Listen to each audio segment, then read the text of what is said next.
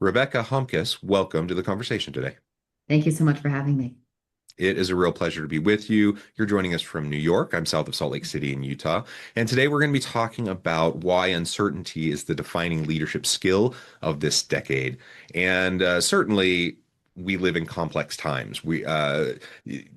Disruption is the name of the game. We live in, exponential change happening all around us, societal, political, technological. The workplace is shifting, the economy is shifting right under our feet. The world of work is changing all around us. And so being a leader has always been challenging, of course, but being a leader now, I think, is extra challenging in trying to be there for your people and support your people and build your teams and your bench strength and while also producing results in this situation right now, in this state, is particularly challenging. And I think it's only going to become more challenging as the decade moves on. So this is what we're going to unpack and explore together today. As we get started, I wanted to share Rebecca's bio with everybody. Dr. Rebecca Homkes is high growth strategy specialist and the founder of a boutique consultancy firm advising CEOs and executive teams focused on growth and success through uncertainty. She is a faculty at Duke Corporate Executive Education, lecturer at the London Business School Executive Education, advisor and faculty at the BCGU, and previous fellow at the London School of Economics Center for Economic Performance. Dr. Homkes is also the director of the Young Presidents Organization Globe Active Learning Program, a former partner at GrowthX, a Silicon Valley investment ecosystem and innovation consultancy, and the faculty lead of fintech scaleup accelerators. A global keynote speaker, she is a member of several advisory boards, directed the joint McKinsey & Co. LSE Center for Economic Performance Global Management Project from 2007 to 2014, and has regularly been featured in the Harvard Business Review, CNBC, Bloomberg, Fortune, and Forbes. And as much as I just shared, that's only scratching the surface. There's so much about Rebecca's background, so many great accomplishments, many great accolades. You've done so many cool things. But I want to pause there. Anything that you would like to highlight by way of your background, personal context, or the work that you do before we launch on into this conversation? No, not at all. I spend every day working with CEOs and executive teams who want to grow. So that's developing, executing, and innovating on strategy, which of course increasingly means incorporating AI into that. And I specialize especially when there's times of extreme uncertainty. Awesome. Yeah. And like I mentioned in the opening, Mhm. we live in those times, don't we? You do, you do. Extreme Yeah. uncertainty is the name of the game currently. And I think one of the challenges, I mean, there's many challenges around uncertainty, but one of the challenges is we often find ourselves in the trap of analysis paralysis. Mhm. We like to bring in as much information as we can. We want to, you know, try to predict the future as best we can, but nobody has a crystal ball. And there's infinite variables happening all around us. And so yeah, we often just get stuck in this analysis paralysis. Why is that so dangerous? And of course, I want to make data informed decisions, and I don't want to make haphazard decisions. Mhm. But talk us through that a little bit. Yeah, it's a real trap because when we're facing uncertainty, which it's cliche to say, John, but uncertainty is the new certainty. Like we need to Yeah. stop hearing phrases with leadership teams about when we return to X or returning to Y. Like we're not returning to anything, right? We are in the situation environment we're in, and we need to get great at that. And I think that's one word phrasing that we need to kind of move away from. Is that when facing uncertainty, I see three common responses. The first is actually just what I call delusion, in that we've made a plan, we've communicated the plan, and we have an entire generation of leaders that were raised in the notion of that once you have a plan and you've made a commitment, you must hold your commitments. And this is Mm. becoming very damaging in the current time because they'll say, well, I've already communicated the plan. The board already knows the plan. I've heard as silly things as, well, we've already printed the posters, with the new strategy. We've got to keep going. And it sounds silly, but this is what, established executives are saying. And that's delusion, right? We need to move beyond the notion that once we've made a strategy or a set of plans, we got it right? We have to move away from that notion. But the second one is what you flagged is this paralysis, where we always give an artificial deadline of when we'll supposedly have more certainty. Let's wait till after the tariff decision. Let's wait till after the war ends. And these are artificial deadlines. Like we will not necessarily have more certainty when those happen. And the thing about these holding patterns, why they're so damaging is it's not just because you're moving slower. The real reason this constant paralysis is damaging to growth is that growth and performance are a muscle. Okay? And every Mm, time you delay and delay execution, you're actually losing the muscle as a team. And it's kind of like if you work out every day and then you stop mm, working out and go to the gym tomorrow expecting a great workout, it's going to be terrible if you took 3 months off. And that's what right. we're doing to our teams. So the notion is we need to make decisions based on beliefs, not waiting for established facts. Now, making decisions based on beliefs can still be data informed. We use data to articulate our beliefs, to test our beliefs. But once we've got a belief, we need to move into something called parallel pathing. Well, I'm testing my belief while I am executing, but I'm going to get feedback. And as I get feedback, I'm going to adjust and go as I work. So making decisions based on beliefs, not established facts, can include data, but I've also got to start moving. That's why I say we've got to embrace this notion of parallel pathing and move away from everything must be sequential. Right. Yeah. I love the parallel pathing. And, there's a lot of talk around, simply doing scenario-based Mhm. planning, data-informed scenario planning. Obviously, we don't know the future. We don't know which scenario is going to play out. All of our scenarios might be wrong. And just because we scenario plan today doesn't mean, what we're planning for today is going to play out 6 months from now or a year from now, right? The tariffs, the situation might change, the war might change,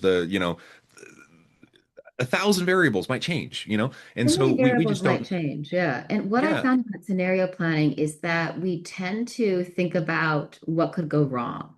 And that Mm, when we do scenarios and kind of we ask what could happen, we tend to default into risks. And if you listen to it, we sometimes speak about scenarios as risk or kind of challenges that we need to overcome, which is scenario planning is great as long as you think about the kickers as well as the killers. If there's a yeah. bell curve, right? If you kind of think about all of the probability set coming in a bell curve, the only extreme scenarios we tend to think about are the killers. And actually, where we need Hmm. to practice and build that brain aptitude is those, what would I call the kickers. So, yes, those scenarios where there's extreme upside as well. So, scenario planning is great, but you've got to take it to the next step. Too many teams do scenario planning. They feel good about themselves because they have ideated, and then they go just execute a linear plan.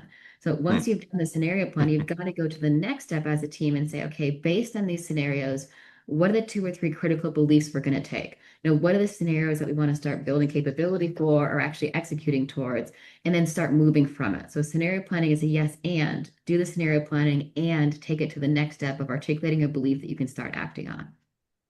Yeah. And let's talk for just a minute about these linear plans. Yeah. So like the 5-year strategic plan, right? Yes. The bread and butter of management and leadership for the last forever, right?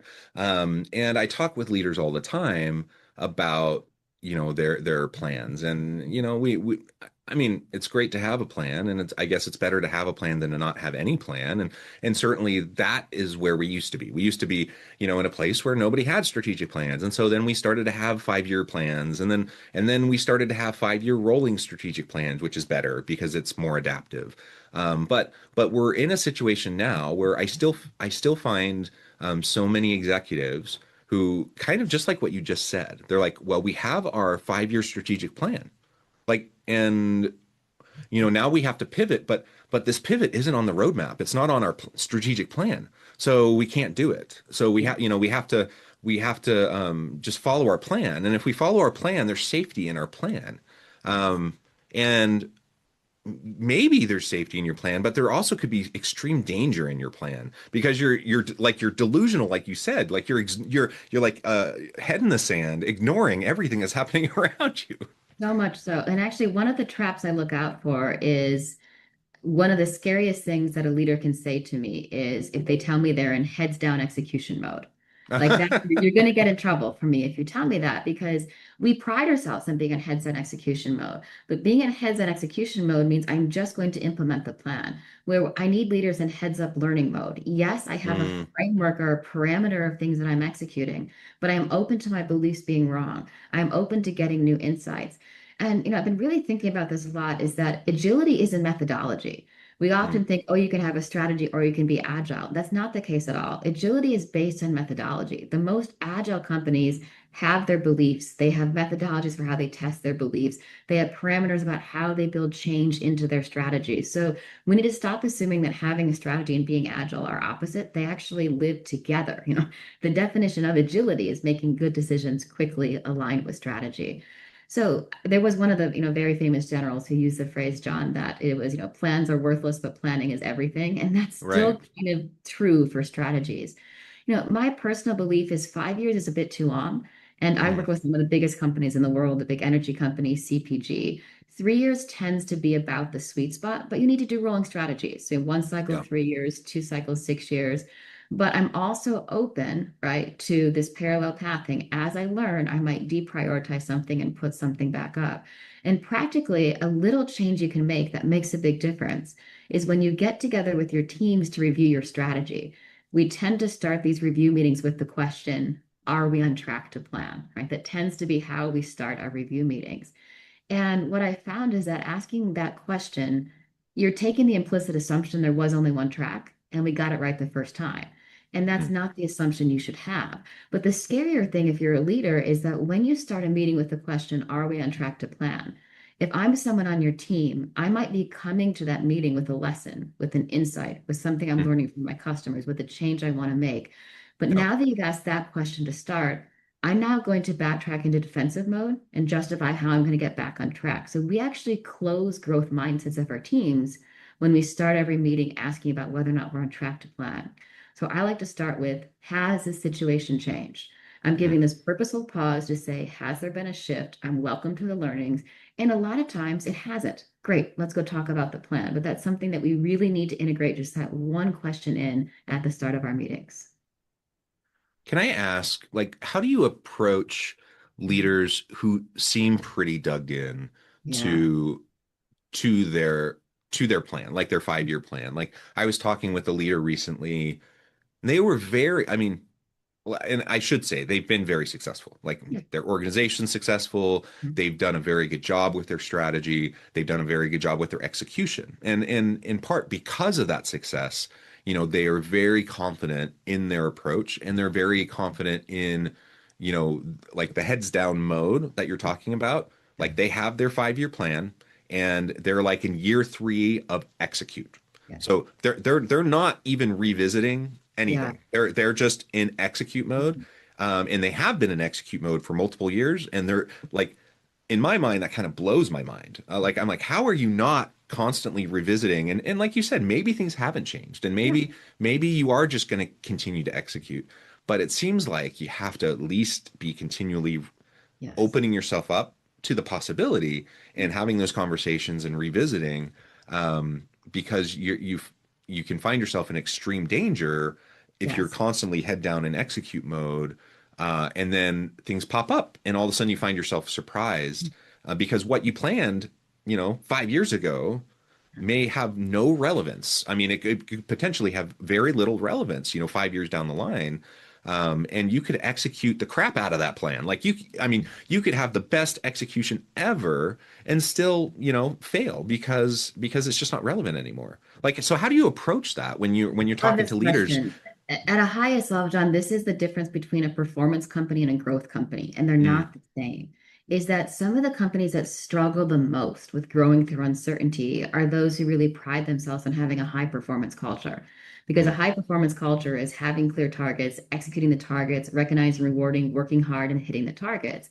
And in successful high growth companies, you can have plans that are tracking green that we turn off because they're no longer the most important strategic priority. And I've got to Yeah. reallocate resources. And this is a fundamentally different cultural thing. So again, if you pride yourself on being high performance, ask, am I recognized rewarding hard work and hitting numbers? Or am I recognized rewarding finding insights, adapting for those insights and executing that way? Now, ideally, I meet the leader before the next strategy cycle so we can build the beliefs in. Yeah. But if not, I just like to ask a very simple question is that if we tend to sometimes argue about whether or not a strategy is a good idea. And we have Mm. too many biases, we have too many frames. The human brain is actually not great at doing strategy, it just wasn't really built to do that. And so if you switch the question from, is this a good idea? then we're going to, because we're working on it, we think it's a good idea. And instead ask, well, what would have to be true for this strategy to be a great idea? Like, what Mm, are the variables in the external world? What are the variables in the internal world? That all of those variables would have to be true for this to be a great idea. And you switch a conversation, which can be emotive and defensive and framed with biases, to very practical. Like, let's just make a list on a flip chart, external and internal, all of the variables, that these variables would need to be true for this plan to be a great idea. They're going to go through them one by one and ask, is this true or can we make it true? And the ones that we don't know, we need to test. And that can kind of free something because, again, it's going to be an emotive conversation if it's something that I'm currently executing. yeah, yeah, I love that. And so, yeah, I think just being open to having those conversations is always going to be very key. Uh, The and number one and differentiator in all of this stuff is learning mhm, velocity, right? And I was actually yeah, having some yeah. conversations this morning about what sets apart these great CEOs, and it came up from I was working with different reporters in an event, and it was this very clear common denominator is that like it's the learning velocity, and this is the biggest Mm, differentiator in high growth companies. If I look at all the work I've done, all of the research, but more importantly, working directly with teams over more than a decade, the number one differentiator of high growth is learning velocity. Organizations that learn faster, organizations that grow faster. But becoming a learning organization is a different mindset and a different culture because I always take the assumption I probably don't have it completely right. Here's what I need to test and learn to get it even more right. Whereas a classic assumption is it's right enough. Now it's all about execution. And I would mm, like more folks to move past that. Execution absolutely matters, but not if we're executing the wrong things. yeah, yeah, absolutely. I know one thing you talk a lot about is the chaos tax. Yes. Um, Talk to us a little bit about that. You know, how do leaders accidentally pay this chaos task through paralysis, over planning, risk aversion? I mean, these are natural things that we all, you know, as humans, we tend to do, and leaders tend to do this. Talk to us more about that. Yeah, look, chaos has a cost. I cannot be blunter than that. Like Hmm. when certainty increases in its numbers, in its speed of change, we get into chaos. And the chaos cost is paralysis in decision making. The chaos cost is this delayed decision making. The chaos cost is kind of over resourcing because we're too Yeah. afraid to make a commitment to three priorities. So we resource 10 of them, wanting to get one of them right, but it means we're starving everything of what it needs. But we also lose trust and credibility when as a leader we're not making commitments and we're not communicating, we're always waiting, we lose some of that trust and credibility in the team, which means we lose our best team members who want to go to another organization as well. So one of the biggest things leaders need to do is commit to not paying the chaos cost, which is I'm going to get great at testing beliefs, then I'm going to make choices based on beliefs. I'm going to identify what I call my no regret moves. Is that we Mm, always have no regret moves. And a no regret move means even if I got my belief wrong, I won't regret making it.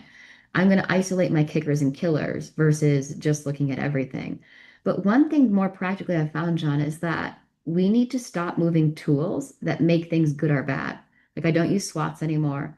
I don't do headwinds and tailwinds. Any strategic or management tool that asks you to classify things as good or bad is actually really damaging for a growth mindset because now I'm saying, okay, I've got these things that are good, but all of these things that are bad.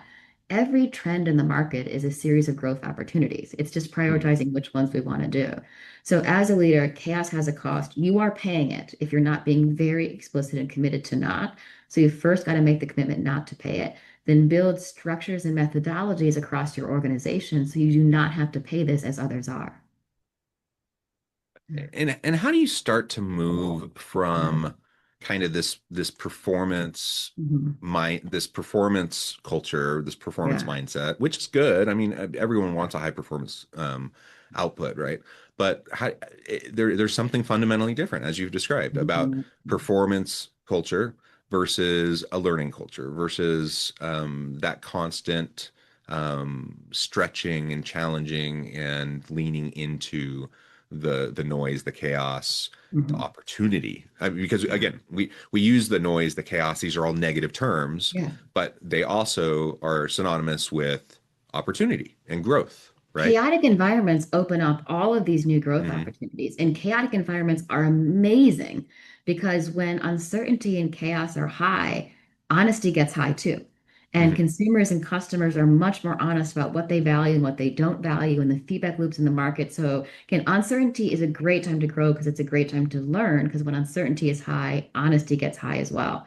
So as a team, there's like I call it like the hardware and the software. The hardware is processes and tools. We have great processes for tracking goals, but do you have tools where folks can track beliefs? And so, where is a place they're capturing insights, they're learning from other people's insights? We've got to give tools and structures there. And then on the software, who are we recognizing and rewarding? You can make this shift in a couple of months if your employee shout outs and town halls move from recognizing the guy that came in and worked over the weekend or worked really hard. And instead, you recognize, reward the team that made a shift, that stopped doing something. Celebrate change and recognize, reward learning and change. If you do that 3 town halls in a row, you're going to start building this shift. So I found who we recognize, reward is the best way to make this shift the fastest.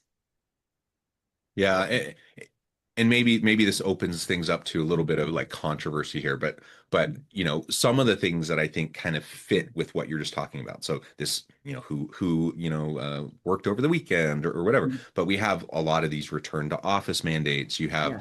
kind of the butts and seats leadership, right? So Mhm. people wandering like the wandering around the halls, checking who's at their Mhm. desk style of leadership. And kind of FaceTime in the office style of leadership. Now, certainly there's value in being in person, and there's and individuals need to understand, like, you need to be seen, you need to be heard, you need to help people understand what contributions you're making. Like, there's all of this around individuals progressing in their career and making contributions in their team and having influence and all of that, and that's a whole other conversation. Um, but when we're thinking about performance, and not just performative performance, but like real performance, and how that's valued and how that's signaled in the organization, and then versus, actual growth and actual learning and how that's valued and how that's signaled within the organization. Um, I don't know. Any thoughts on like how you talk with executives and leaders about how those types of things can get reinforced? I'm It's from them. wondering. It comes, yeah, please, yeah. Yeah, I'm wondering about how like we might inadvertently undermine our desire towards a learning culture, um, you know, because we might be pushing towards some of these other things that, yeah, might undermine our efforts. Because we are obsessed with tracking, we are obsessed with the stoplight system of our metrics, and there is there is an importance to that. Shifting from from are we on track to plan to has the situation changed?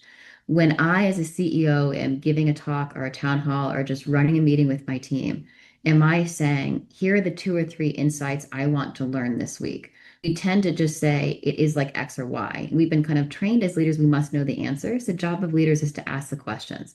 And so shifting into the weekly meeting from what do we do? What do we need to do? But what did we learn last week? What do we need to learn? That shift, adding those very 2 quick agenda points, and then role modeling, here's how I'm testing my assumptions. These micro shifts make a much bigger impact across an organization than any top-down mandate. Yeah, yeah, absolutely. Well, Rebecca, I know at the time, I know we could probably go on for a really long time. This is Hours on these topics, I such think, John. a Yeah, fascinating yeah, conversation, but I yeah. probably need to let you go and let you get on with your busy day. But before we wrap things up for today, I wanted to give you a chance to share with the audience how they can connect with you, find out more about your work, and then give us a final word for today. Would love that. Yes. So I wrote a book called Survive, Reset, Thrive, Leading Breakthrough Growth Strategy in Volatile Times, which is available on Amazon or wherever you buy books. And you can also go to my website, RebeccaHomkes.com, where I also write a monthly blog that covers a lot of these topics you can subscribe to there. So either check out the book, Survive, Reset, Thrive, or just head to RebeccaHomkes.com. Awesome. Again, Rebecca, thank you so much. It's been a real pleasure. I encourage the audience to reach out, get connected, find out more about what Rebecca can do for you. Check out the book. And as always, I hope everyone can stay healthy and safe, that you can find meaning and purpose at work each and every day. And I hope you all have a great week.